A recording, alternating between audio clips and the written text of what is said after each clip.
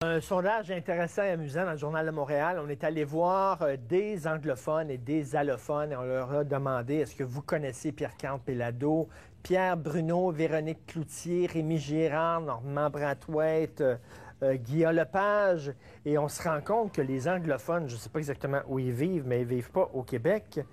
98% des anglophones ne connaissent pas Jean-René Dufort, 96% ne connaissent pas Guillaume Lepage, 76% ne connaissent pas Véronique Cloutier.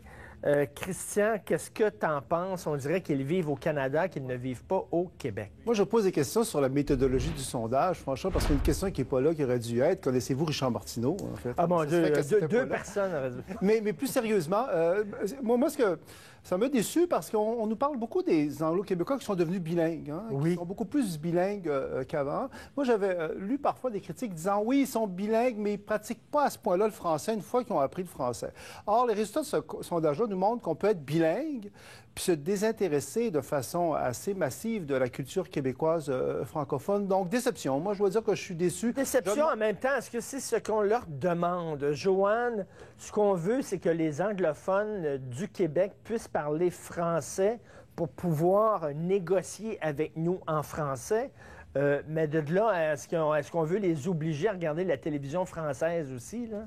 Moi, personnellement, non, je leur demande pas ça. J'espère qu'on s'étonne pas qu'il y a une minorité anglophone avec ses institutions, avec sa culture, avec son vedettariat, avec ses médias au Québec, là. J'espère qu'on s'étonne pas de ça aujourd'hui. Moi, personnellement, je leur demande pas de connaître les Oitiers puis Pierre-Carl Péladeau, comme je demanderai pas à des francophones de connaître Mordecai Richler, qui est une vedette vraiment, qui est de renommée, comme Jaroslawski ou comme d'autres acteurs ou des personnalités très fortes anglophones, mais québécoises tout autant.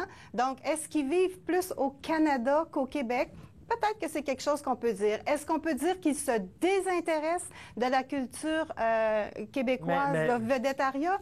Moi, j'irais pas jusque-là. Par contre, ils se désintéressent pas, mais ils n'y sont pas vraiment intéressés. C'est l'indifférence. Mais Christian, moi, j'ai sauté en lisant les résultats de ce sondage-là parce que régulièrement dans de gazettes et les anglophones, les chroniqueurs anglophones, ce qu'ils disent aux francophones de souche, vous êtes fermés aux autres cultures, vous êtes nombrilistes, vous vous regardez, mais quand je regarde ça, je me dis, ils sont pas plus intéressés par les autres cultures que la leur aussi, là. Non, c'est vrai. Puis ça, je trouve, c'est vrai qu'on est nombrilistes, les Québécois francophones, mais on est très ouverts. Regardez juste au niveau des magazines, allez dans n'importe quel tabagie à Montréal, vous allez avoir une espèce de choix de magazines québécois, canadiens, internationaux que vous aurez nulle part dans les autres villes de l'Amérique du Nord. Regardez le cinéma au Québec. Moi, je veux dire que ce dossier-là du Journal de Montréal se poursuit sur plusieurs jours. Hein. Je pense que demain, on va traiter, entre autres, de la différence de perception entre les Québécois francophones et les Canadiens anglais à l'extérieur du Québec. Et là, ce qu'on retrouve, c'est très intéressant,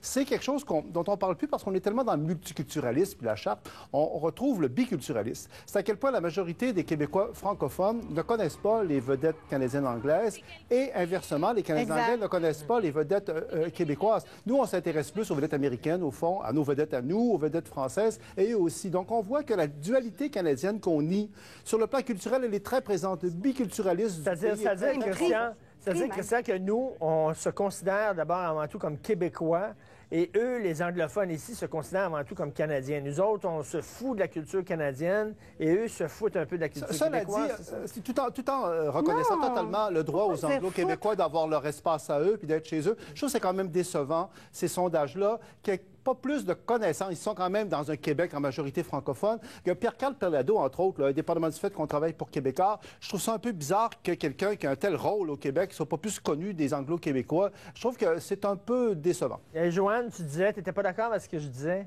Non, c'est ça. Pourquoi? Moi, je veux bien des sondages comme ça, mais qu'est-ce qu'on en fait par après? Je trouve ça un peu particulier. Pourquoi conclure qu'ils se foutent de... passer le même sondage à des Canadiens français, là, je suis pas sûre que vous auriez des résultats aussi élevés. Peut-être que vous seriez déçus, vous autres aussi. Il demeure qu'au Québec, on a un star système qui est tellement efficace que tous les Canadiens, les Québécois, dans le fond, connaissent leurs vedettes. Bon, est-ce qu'on exige des autres de connaître? Moi, personnellement, non. Puis je conclurai pas qu'ils se foutent de moi pour autant. Après la pause, je vais lire plusieurs messages que nous avons reçus sur notre page Facebook tout de suite après.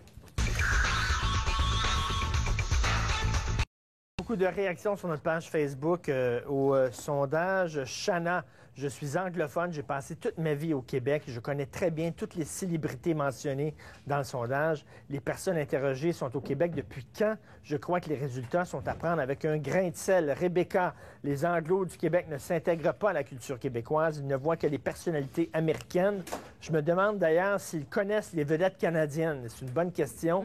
Beaucoup d'Anglo-Canadiens aussi sont très branchés sur la culture américaine. Pas sûr qu'ils lisent du Alice Munro puis du Margaret Atwood.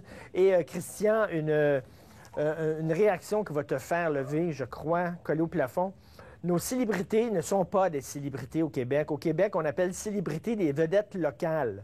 Comme le chanteur de chorale est populaire dans son village, la plupart de nos vedettes ne sont connues que dans le petit milieu fermé du Québec. Qu'est-ce que tu penses? C'est réducteur et méprisant à l'égard de la culture québécoise. Je suis assez d'accord, c'est-à-dire avec ce que dit Joanne Turcotte, l'effet que de dire qu'il se fiche de la culture québécoise, c'est exagéré. Mais on a un star system au Québec centré sur Montréal. L'équivalent n'existe pas dans le reste du Canada, où on va beaucoup regarder du côté de Los Angeles, en fait. Un autre point, par exemple, que ne couvre pas le sondage, moi, je note que les personnalités du milieu culturel québécois dans les médias s'abreuvent beaucoup d'informations anglophones et d'émissions culturelles anglophones.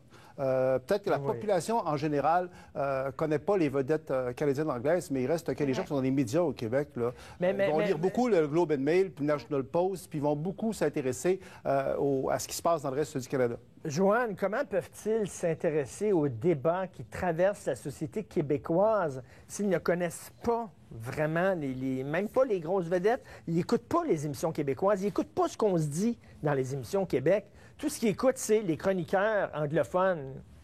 C'est ça le problème. On n'a malheureusement pas le temps d'en parler, Joanne. C'est une bonne question.